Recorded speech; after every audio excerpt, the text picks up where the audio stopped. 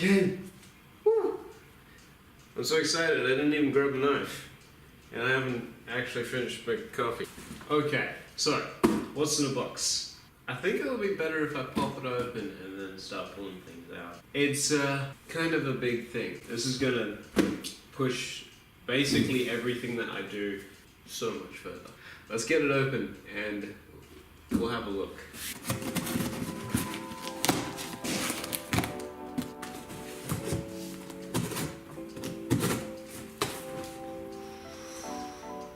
Ooh.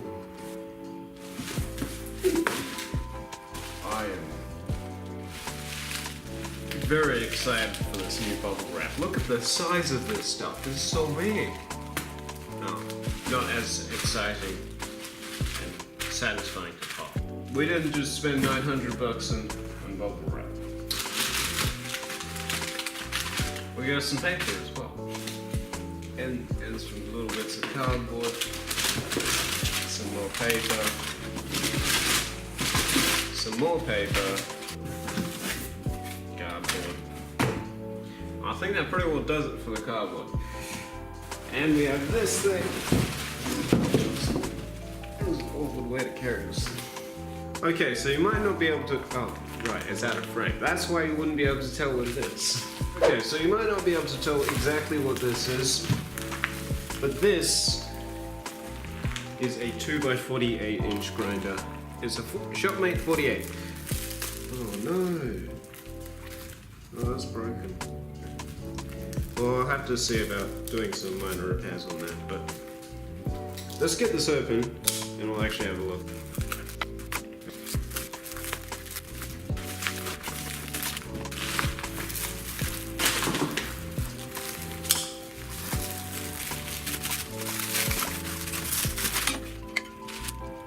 That's pretty well it right there. So this is the 2x48 inch grinder made by Shopmate. Now unfortunately there is a minor problem, and if I swing this around you'll see that this knob here, it's actually been broken off. Well, it's not completely broken off, there's still enough of the knob on there to actually be able to use it, but I'll show you something else. It looks alright, but as you can see, it's actually been bent. That's a bit of a bummer.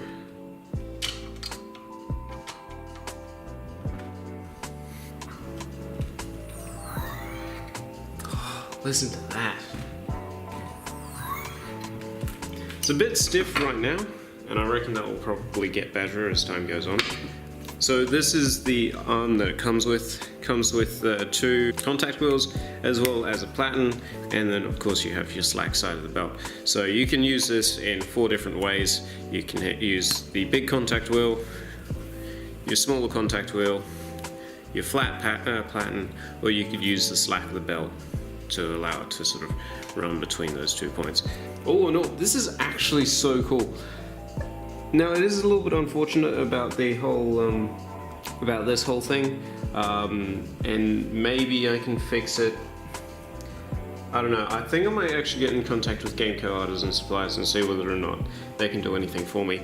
By the way, guys, I got basically this entire thing from Gameco Artisan Supplies. There are a few more parts that I will go out and get today after work. This entire system is on their website if you want to have a look. After seeing what happened to it in shipping, kind of makes me wish that I had gone with, I don't know, actually picking it up. Obviously being in Perth and then being in Sydney, it's a little bit hard, but I have some good news for anyone who's looking to shop on Artisan Supplies.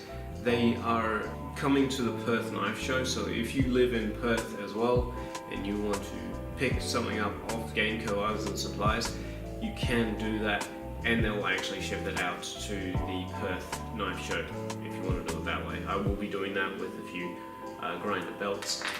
Now all I gotta do is just gotta go pick up the motor and some belts, and we'll do that, and then we'll talk about the cost of this whole way.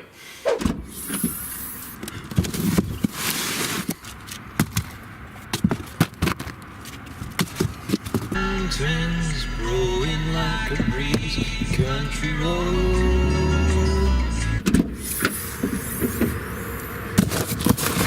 Just got back from Machinery House. We have a few belts. These ones I'll leave for later to talk about, but we have some Zycrona, these are 100 grit belts, Zycrona 80 grit belts, and some aluminium oxide 120 grit belts. All up, plus these two, set me back just under $100 worth of belts. So quite a bit there. But main purpose of going to Machinery House was this thing, which is heavy. A 2 horsepower motor. All wiring must be performed by a licensed electrician. I am not a licensed electrician, so I gotta wait. Hopefully I'll have a friend of mine come around who is a licensed electrician, come around to help me wire this up. Unfortunately I've got work tomorrow, so I won't get to actually play with it until afterwards, but let's get this out of the box and have a look, see what we got.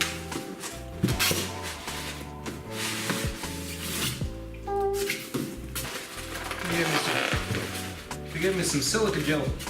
Oh, hey, would you look at that? It appears that it's already all wired up for me. Unless, of course, it's done inside here, which it might very well be. So I reckon all of the loose wires and stuff are going to be inside here. So this thing's an absolute beast. It has a 19mm drive shaft and an output RPM of 1,440 RPM. See whether or not we can have it running by tomorrow. That would be pretty damn awesome. I'd be pretty happy with that.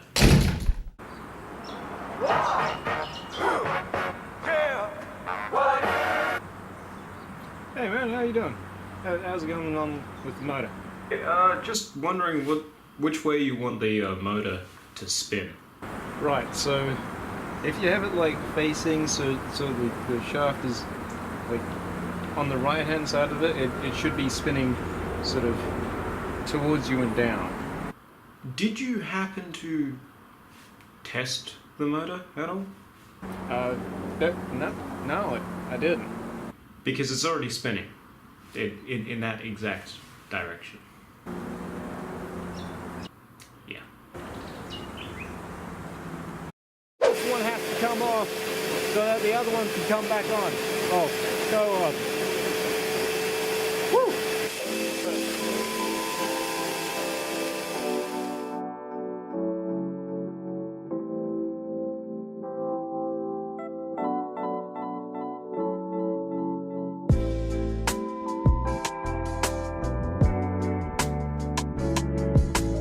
This is probably the hardest thing that I've ever had to drill through.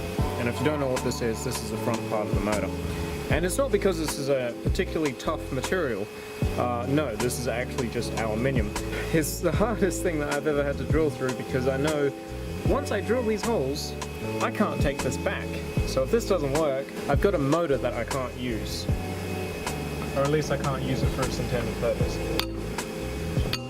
So it's scary.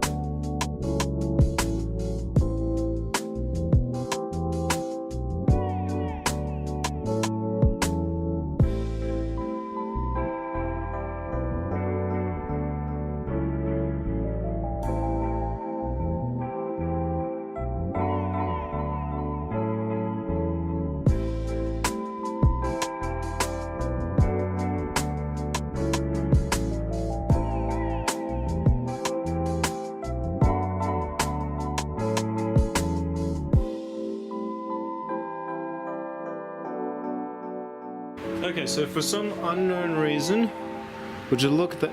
All of my holes lined up. I don't understand how that happened. You can probably see that there's like a decent gap there, maybe 0.5 millimeter. That might be a little bit of a problem, but it's not, because I've got some leather here. And the leather, what we're going to do is we're going to make some washes out of the leather. So they're just going to sit over there. The leather will get squashed down, so that's not going to be an issue.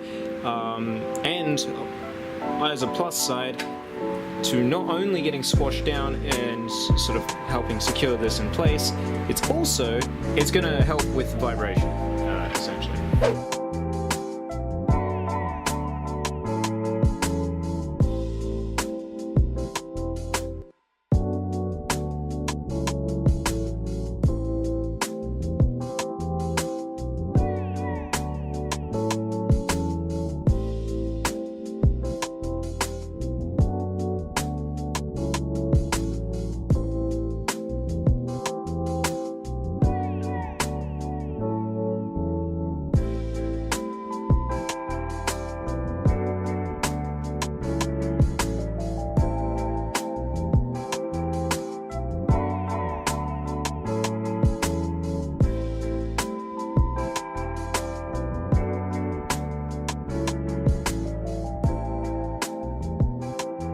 There we go, it is now mounted.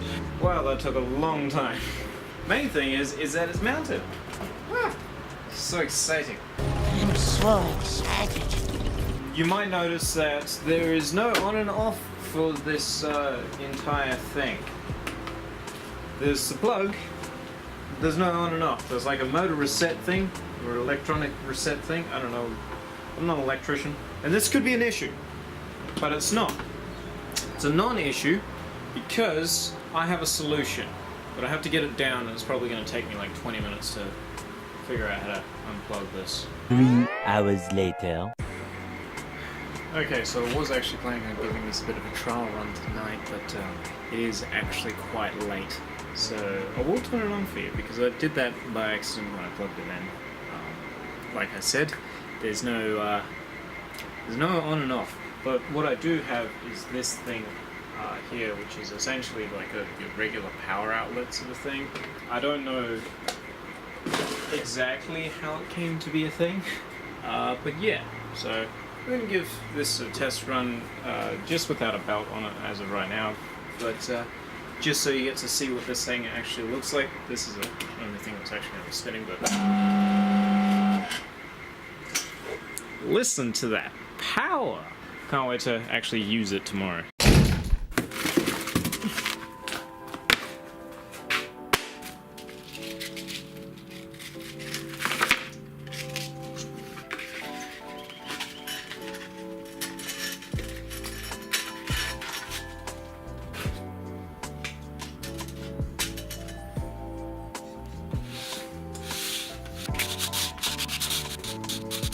So I think I got the tracking right.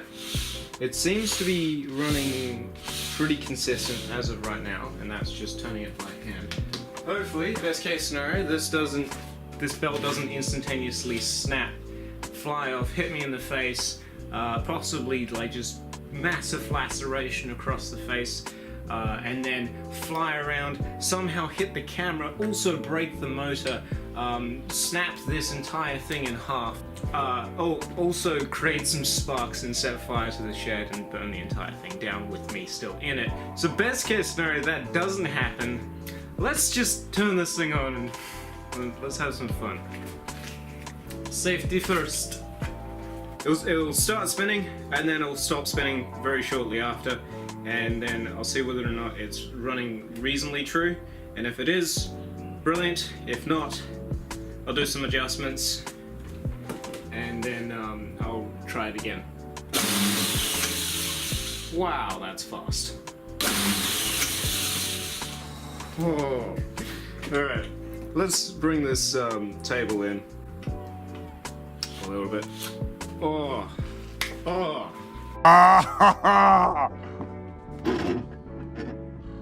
Oh, that's hot. That's hot. Okay, so now that I'm a little bit more confident with this thing, so what I'm actually going to do is I'm going to give this a bit of a bit of a run through. I've got some 15N20 and some 1084. Yeah, 1084. It's all been annealed. But I just want to give this a little bit of a clean up. This is for some Damascus in the new year. And we're just gonna give it a test run, see how it runs, and hopefully we can have a bit of fun with this.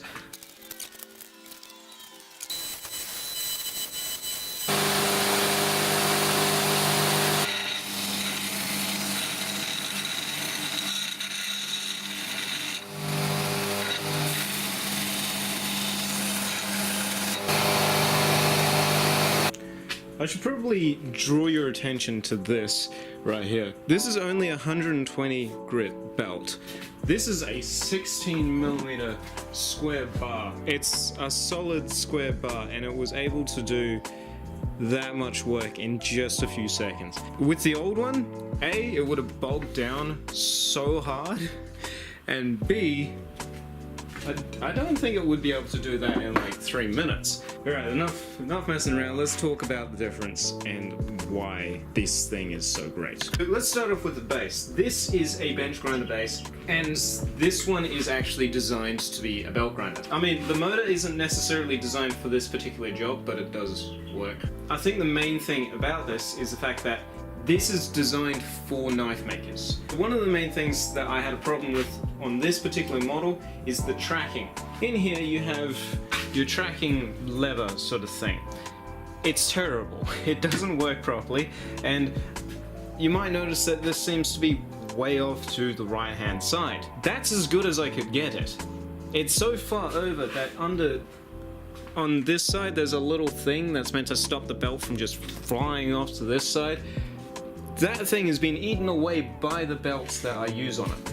For some reason, there's something that's not quite sitting right, and that's one of the main reasons why I thought it would be a good thing to do, is to just upgrade it. Another thing that you'll notice right here, this is a 3/4 horsepower motor. This one is 2 horsepower, so it's almost 2.5 times, or just over 2.5 times, I don't actually remember, more powerful than this one. Obviously, with all of these different orientations that I can have this machine run in, it opens up the door to what sort of work I can do. With this one, I've kind of just got 2 options.